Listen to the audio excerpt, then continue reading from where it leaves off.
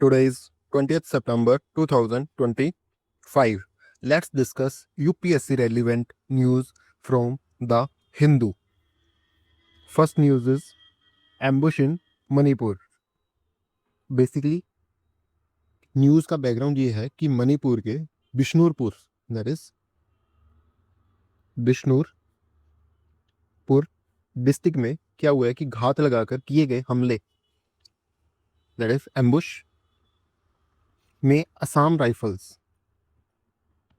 Rifles के 2 जवान शहीद हो गए और 5 से ज़्यादा घायल हैं। मई 2023 से चल रही एथनिक वायलेंस के बाद सेंट्रल सिक्योरिटी फोर्सेस पे ये हमला काफ़ी बड़ा हमला है। इसके पीछे मिती insurgent group people liberation army PLA इनका हाथ होने का शक है। एक इम्पोर्टेंट फैक्ट ये है कि ये हमला उस एरिया में हुआ जिसे मार्च 2023 से आफ्पा इस एक्ट को हटा दिया गया। इस एरिया से इस एक्ट को हटा दिया गया क्योंकि वहाँ पे सिचुएशन क्या हो गई थी, इम्प्रूव हो गई थी। ठीक है, तो याद रखना कि जिस एरिया से इस एक्ट को हटाया गया वहाँ पे ही ये हमला हुआ। तो news is 2 Assam rifles personnel were killed and 5 seriously injured in an ambush by unidentified terrorists in Bishnupur district, Manipur. This is first attack on central security forces since the ethnic violence began in May 2023. The banned Meeti insurgent group People Liberation Army is suspected to be behind the attack.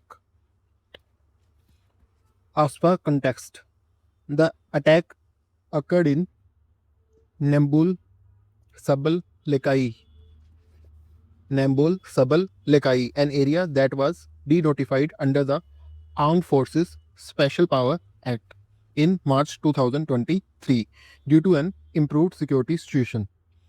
Don't assume all of Manipur is under this Armed Forces Special Power Act. Some valley area were removed from its purview. Okay, तो याद रखना कि सारे का सारा मणिपुर इस act के under नहीं है।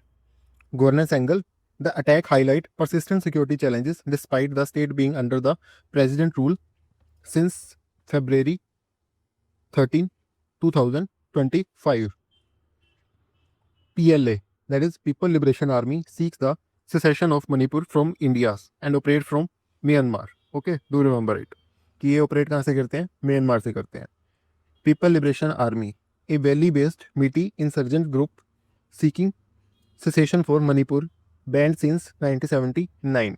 Denotified area, a region from which a specific law like ASPA has been officially withdrawn. President rule, the suspension of state government and imposition of direct central government rule in a state. Okay. UPSC mains keywords which you can use in your answer. Internal security doctrine. It examines the state's comprehensive approach to managing internal threats, including counter-insurgency strategies, deployment of forces, and the legal framework. Security development nexus.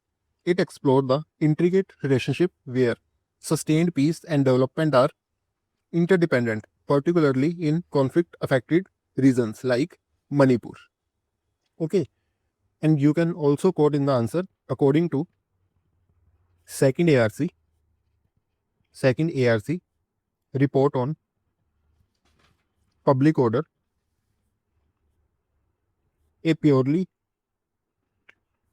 security centric approach in conflict zone without parallel development, outreach, and strengthening of local governance.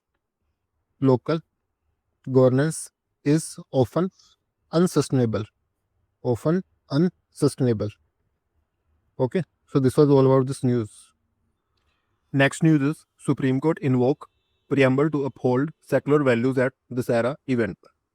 Basically supreme court ने एक petition को क्या किया, खारिज कर दिया, जिसमें Mysuru Dussehra festival का उद्घाटन मुस्लिम ऑथर बानू मुश्ताफ से करवाए जाने पर क्या था, आपत्ति जताई गई थी। कोर्ट ने साफ कहा कि भारत एक संविधान के अकॉर्डिंग सेकुलर देश है और लिबर्टी ऑफ फेथ जैसे मूल्यों को क्या है स्थापित करना यहाँ पे बेसिक स्ट्रक्चर है। That is secularism is basic structure. Bench ने जोर देकर कहा कि ये इवेंट कर्नाटका सरकार द्वारा आयोजित था और एक स्टेट सेकुलर होता है और उसका कोई अपना धर्म नहीं होता। ठीक है, जैसा कि 1994 एम इस्माइल फारूकी केस में कहा गया था। Okay, so the Supreme Court dismissed a petition that sought to prevent Muslim author Banu Mushtaq from inaugurating the Mysuru Dasara festivities. The court reminded the petitioner about the preamble, which enshrined secularism, liberty of faith, and equality as the ideal cardinal to national unity. Okay. Prelim pointers and traps, constitutional basis. The bench emphasized that the event was conducted by state of Karnataka, which is secular and maintained no religion of its own, referencing the 1994 M. Ismail Faruqi case. Argument rejected. The petitioner argument that using a non-Hindu dignitary for a puja violated essential religious practices under Article 25 was not accepted. The court distinguished a state event from private religious program. Separation of powers. This case is classic example of judiciary upholding constitutional morality against majoritarian sentiments. Key terms which you need to remember: preamble, the introductory statement to the constitution that sets out its guiding purpose and principle. Secularism, the principle of separation of the state from religious institution, ensuring the state remains neutral towards all religion. Essential religious practices, a judicial doctrine to determine which religious practices are constitutionally protected under Article 25. Mains keyword: constitutional morality, the judiciary's role in upholding foundational constitutional principle against transient majoritarian sentiments. Secular fabric, protecting the composite multi-religious nature of the Indian state and society, particularly in state-sponsored events. Okay, so this was all about this news, and you can also use that this ruling reaffirm the principle laid down by Supreme Court in S.R. Bomai versus Union of India 1994 case, where it was held secularism is a basic structure of constitution, and any state government that act against this principle can be dismissed by the president. Okay. Next news: Pakistan to share nuclear deterrent with Saudi Arabia. Basically news क्या है कि पाकिस्तान ने announce किया है कि वो अपने nuclear programme को सऊदी अरबिया के लिए अवेलेबल करवाएगा। ये किसके तहत हो रहा है? ये हो रहा है according to new mutual defence pact. New mutual defence pact, जिसमें एक देश पर अटैक दोनों पर अटैक माना जाएगा। इससे इफेक्टिवली सऊदी अरबिया पाकिस्तान के न्यूक्लियर अम्ब्रेला के नीचे आ जाएगा। दैट इज सऊदी अरबिया किसके नीचे आ जाएगा? Nuclear umbrella of Pakistan. ये वेस्ट एशिया में एक बड़ा जियोपॉलिटिकल रीअलाइनमेंट है, जहां गल्फ देश अब सिक्योरिटी के लिए सिर्फ यूएस पे डिपेंडेंट नहीं रहना चाहते। ठीक है, so this is all about this news. Pakistan Defense Minister stated the country's nuclear program will be made available to Saudi Arabia under a new defense pact. The agreement declared that an attack on one nation will be considered an attack on both. Strategic shift. This move institutionalizes the long-standing Pakistan-Saudi partnership and is seen as placing the kingdom under the Pakistan nuclear umbrella. Geopolitical context. The timing is significant, coming after Israel attack in Qatar, highlighting a realignment in West Asian security as Gulf monarchies diversifying beyond US guarantee. This is mutual defense pact, not a formal military alliance like NATO. Do remember it. Implication for India. This development could complicate India's strategic maneuver in West Asia. Nuclear umbrella. A guarantee by a nuclear weapon state to defend a non-nuclear ally. Mutual defense pact. An agreement between nations that an armed attack against one shall be considered an attack against all. Strategic realignment. A significant change in the alliances and security partnership between countries in a region. Okay. And you can also quote in the answer that according to the concept of nuclear taboo, according to concept of nuclear taboo, articulated by scholar Nina Tennenwald, the proliferation of such nuclear sharing agreement, even if defensive, risks eroding the global norm against the use of nuclear weapons and could destabilize regional security. Okay, so this was all about this news. Next news is youth-led protests lead to political upheaval in Nepal. Background क्या है कि नेपाल में miss governance और corruption की वजह से Gen Z ने protest किया जो काफ़ी ज़्यादा वायलेंट हो गया था, जिसमें 73 लोगों की जान चली गई, जिस वजह से वहाँ के पीएम केपी शर्मा ओली को अपनी पोस्ट छोड़नी पड़ी, जिसके बाद वहाँ के chief justice that is Karki, वो केयर टेकर गवर्नमेंट बनाई. ठीक है, तो ये चीज़ हमें ये दिखाती है कि अगर हम अपने देश में ज़्यादा करप्शन करेंगे तो पब्लिक किसी भी टाइम पे वायलेंट हो सकती है. ठीक है, तो even the world bank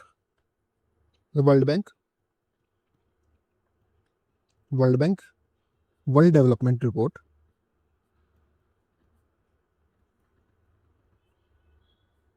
it highlight that a youth bulge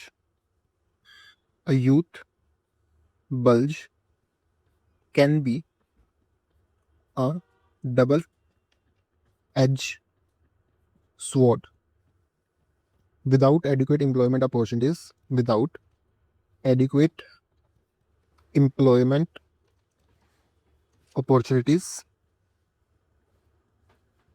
and avenues for political participation, it can become a significant source of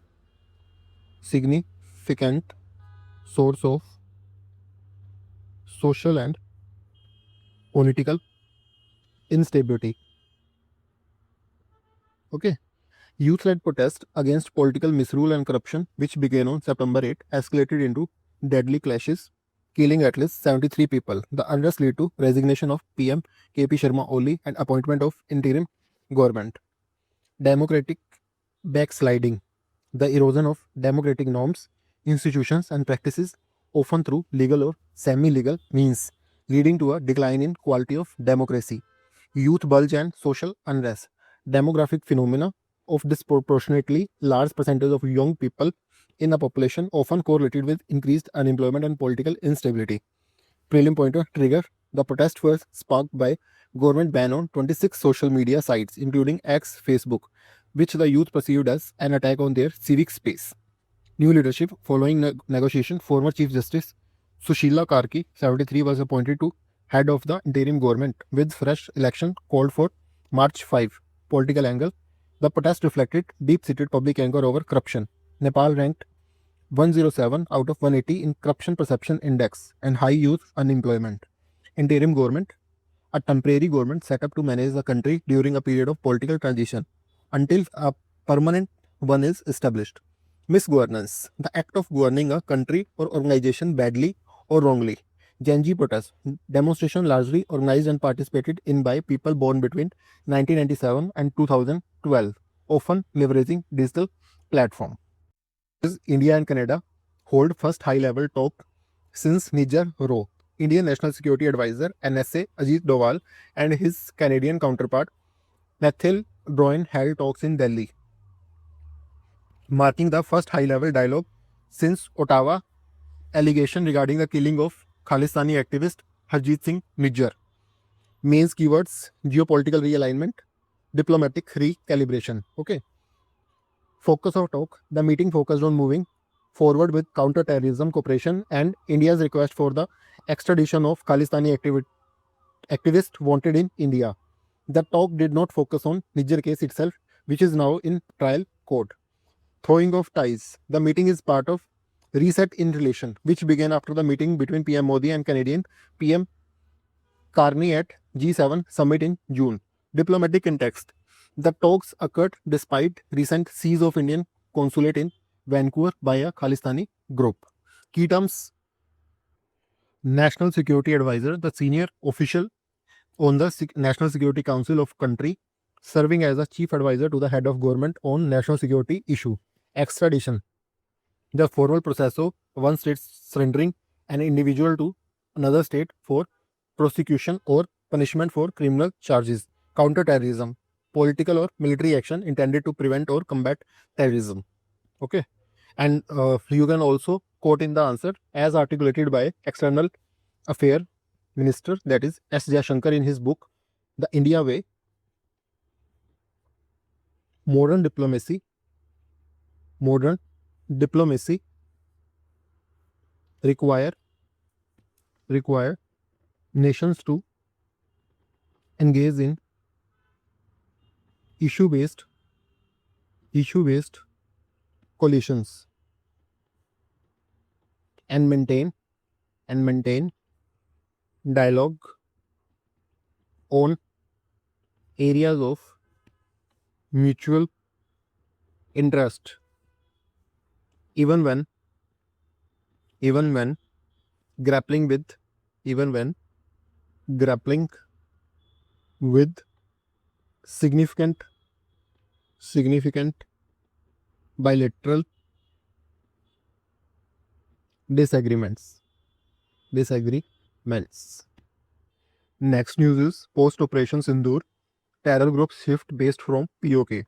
Following Operation Sindoor, which destroyed major terrorist hub in Pakistan occupied Kashmir, terror group like Jaish-e-Mohammed and Hizbul Mujahideen have begun relocating their infrastructure to Khyber Pakhtunkhwa provinces.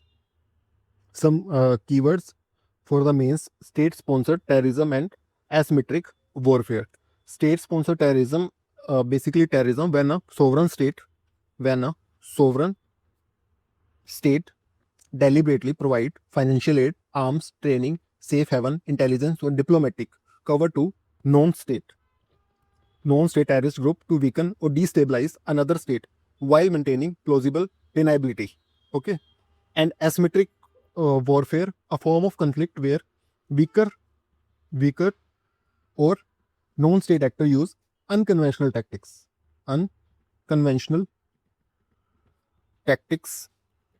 to offset the superior conventional military strength of a stronger adversary. Strategic relocation. Khyber Pakhtunkhwa offer greater operational depth due to its rugged terrain, proximity to Afghanistan, and pre-existing jihadi safe haven. State complicity. Indian intelligence officials state this movement is being directly facilitated by Pakistan state structure with evidence of Jaish-e-Mohammed gatherings held under police protection. Significance. This indicates a tactical shift by terror group in response to heightened Indian counter-terror operation, but not a cessation of their activities. Next news is Karnataka High Court review legality of socio-economic survey. The High Court of Karnataka issued notice to state and union government on petition questioning the legality of socio-economic and educational survey scheduled to commence on September 22.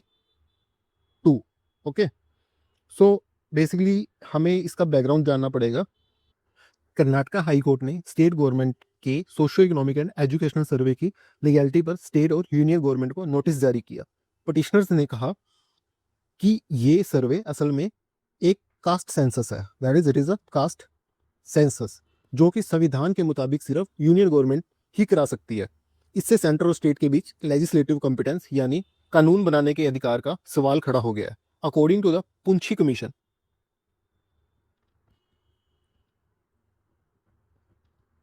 on center-state relation, why states must have autonomy in policy making for social welfare matters that have a nationwide implication.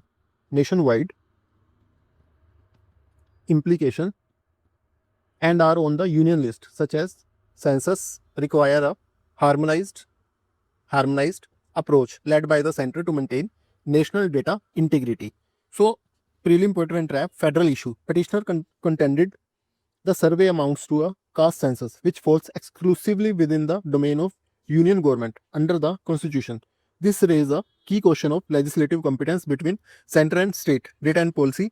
Such surveys are crucial for formulating preservation policy and welfare schemes, but their legality and methodology are often challenged. Constitutional links. The issue relates to the division of powers under the 7th schedule of the constitution. Don't confuse a socio-economic survey with the decennial census, which is governed by Census Act 1948 and is a union subject. So it is a prelim pointer. And key terms: caste census, the process of collecting caste-wise population data, distinct from the general decennial census. Legislative competence, the authority of a legislative body, parliament or state assembly to make laws on particular subject. Socioeconomic survey, an exercise to collect data on the social and economic conditions of the population to aid in policy making. Next news, Telangana CM advocate for dialogue with the Maoist. मतलब तेलंगाना के CM Revnath Reddy ने union government से appeal की है कि जो Maoist main stream में आना चाहते हैं उनसे बातचीत की जाए।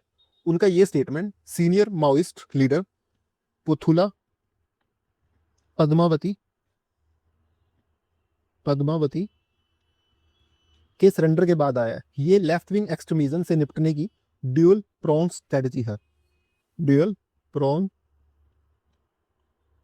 स्ट्रेटजी है, जिसमें सिक्योरिटी ऑपरेशन के साथ साथ रिहैब पर भी जोर दिया जाता है।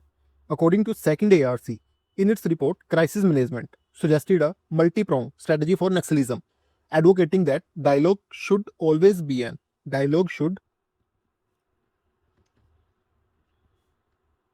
option with those groups who are willing to abjure violence and join the mainstream. Okay, so this is what is written here. Telangana Chief Minister Revanth Reddy urged the union government to hold dialogue with Maoists who wish to join the mainstream, questioning why it cannot be done if talks can be held with the Pakistan. Okay, conflict transformation, counter-radicalization strategies, dual-pronged strategy. This highlights the government approach to left-wing extremism, which involve both security operations and developmental rehabilitation initiatives. So you can quote in the answer, dual-pronged strategy, state versus center role. Surrender and rehab policies for militants are primarily driven by state governments, though they receive central assistance. The statement comes after the recent surrender of senior Maoist leader Pothulla Padmavati to the Telangana police. Left-wing extremism, a term for the various insurgent group, primarily Maoist, aiming to overthrow the state through armed struggle. Mainstreaming, the process of integrating individual or groups from the fringes of society into the broader social and political life. Rehabilitation policy, a government scheme aimed at providing financial and vocational support to former militants to help them reintegrate into society. Next news is Kurmi community in Jharkhand demands ST status. The Kurmi community is set to launch an indefinite rail blockade agitation across Jharkhand to press for their demand for scheduled tribe status and the inclusion of the Kurmali language in the 8th schedule of the constitution. Constitutional process. Inclusion in the scheduled tribe list is a formal process involving the state government recommendation and the Registrar General of India review and the National Commission for Scheduled Tribe concurrence and finally Parliament approval via legislation. So do remember this process. State government recommendation, Registrar General of India review and National Commission for Scheduled Tribe concurrence. 8th schedule. Inclusion of language in 8th schedule gives its official recognition and promotes its development. Currently, it has 22 languages. Rail Roko is a common form of protest in India used to draw national attention. Scheduled tribe, a constitutionally recognized category for certain historical disadvantaged indigenous communities in India. A schedule, a list in the Constitution of India that specifies the official language of the Republic of India. Rail Roko, form of protest where railway tracks are blocked to disrupt train services. Women run fuel station in Telangana, script success. Okay, you can use this in essay. Inclusive governance, gender mainstreaming, that is breaking the glass ceiling. A fuel station in Narayanpet, Telangana, the first in the state to be managed entirely by Women Federation, Jila Mahila Samakhya, has become a profitable venture, breaking the gender barrier in rural enterprises. Prelim pointers and traps. Institutional framework. The initiative is part of Government Society for Elimination of Rural Poverty program, showcasing a successful model of self-help group empowerment. Economic impact. The station recorded a profit of 13.82 lakhs in its first 6 months and provides steady employment to women from economically disadvantaged background. Scalability. The success has promoted plan for more such fuel stations and 1 megawatt solar power units to be managed by Women Federation across other districts. Self-help group, a financial intermediaries committee usually composed of 10 to 25 local women that promotes saving and provide loan to its member. Rural enterprises, a business or commercial activity undertaken in rural area often focusing on local resources and employment. Jila Mahila Samakhya, ZMS, a district level federation of women's self-help groups representing their collective interest. And next news is human wildlife conflict intensify in Chandrapur. Okay, so basically Maharashtra के Chandrapur district में human wild life conflict काफ़ी ज़्यादा बढ़ गया है। सिर्फ सितंबर में ही अलग अलग टाइगर और लेपर्ड अटैक में 5 लोगों की मौत हो गई। ओके, चंद्रपुर जहाँ पे तडोबा अंधेरी टाइगर रिजर्व है, यहाँ पे टाइगर्स की आबादी काफ़ी ज़्यादा बढ़ गई है, जिस वजह से कॉन्फ्लिक्ट बढ़ते जा रहे हैं। National board for wild life has stated in its guidelines that managing